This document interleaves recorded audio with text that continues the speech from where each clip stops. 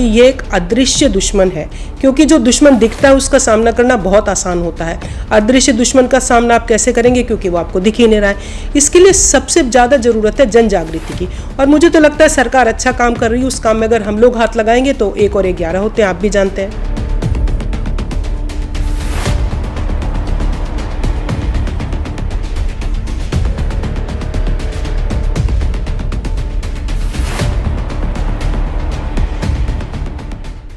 World drug report 2022 के अनुसार दुनिया भर में लगभग 28.4 करोड़ लोग नशीली दवाओं का उपयोग करते हैं। भारत 2 प्रमुख ड्रग उत्पादन क्षेत्रों गोल्डन क्रीसेंट और गोल्डन ट्रायंगल के बीच स्थित है, जो इसे अवैध मादक पदार्थों की तस्करी के लिए संवेदनशील बनाता है। इस रिपोर्ट में ये भी कहा गया है कि भारत दुनिया के सबसे बड़े अफीम बाजारों में से एक है।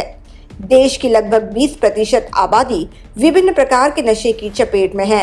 नशे के विषय को गंभीरता से लेते हुए शहर की जानी मानी लेखिका स्वाति लाहोटी ने द मेट्रो से बात करते हुए कहा कि समाज के बदलते परिवेश में कुछ अलग करने की कामना, मानसिक तनाव और बहुत से शौक ऐसे कारण हैं जो नशे के प्रचलन को बढ़ावा दे रहे हैं।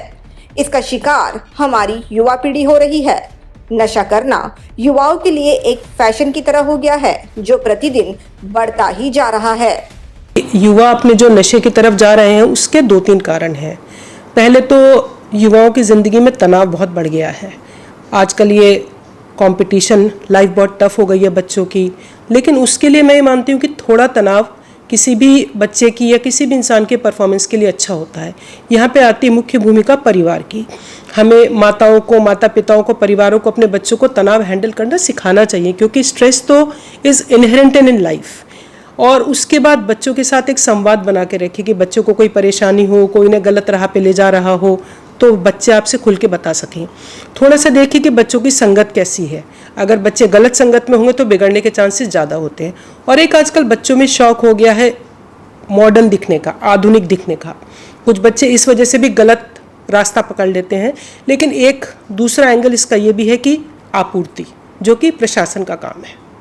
आगे उन्होंने ये भी कहा कि पुलिस एवं प्रशासन के माध्यम से नशे के खिलाफ जन जागृति मुहिम जोरों शोरों से जारी है, मगर जब तक किसी मुहिम में आम नागरिक नहीं जुड़ते, वो मुहिम सफल नहीं हो पाती एवं उसका उद्देश्य सार्थ नहीं होता।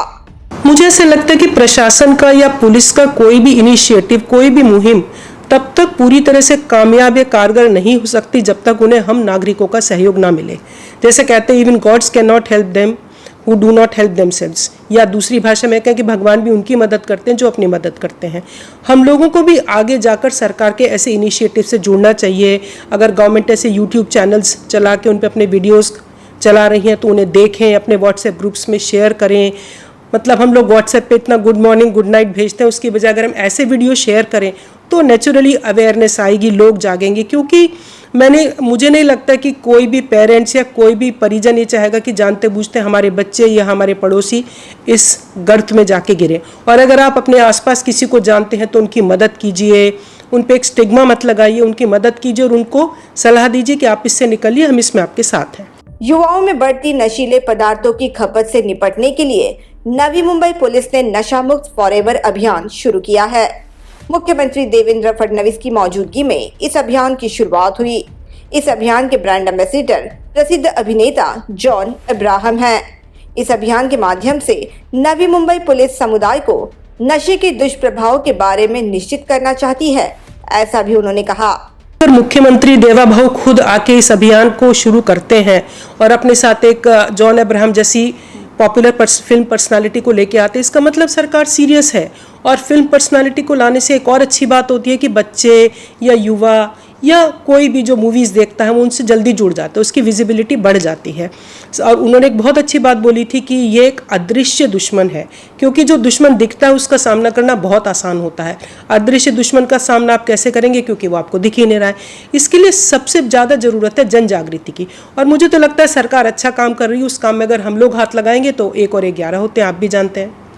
युवाओं को संदेश देते हुए लेखिका स्वाति लाहोटी ने कहा कि देश का भविष्य युवाओं के कंधों पर है एवं दुनिया के देशों में भारत का नाम किस क्रमांक पर होना चाहिए, यह युवाओं के हाथों में है। इसलिए युवाओं का सतर्क एवं जागरूक रहना काफी आवश्यक है। मुझे संदेश देना है कि देश का भविष्य आपके कंधों पर टिका है।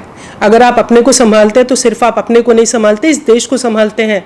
आपने वो सुना होगा, हम लाए हैं तूफान से कश्ती निकाल के, इस देश को रखना मेरे बच्चों संभाल के। आप नौनिहाल हैं, आपकी जिम्मेदारी सिर्फ अपने को संभालना नहीं, आप इस देश का भविष्य हैं।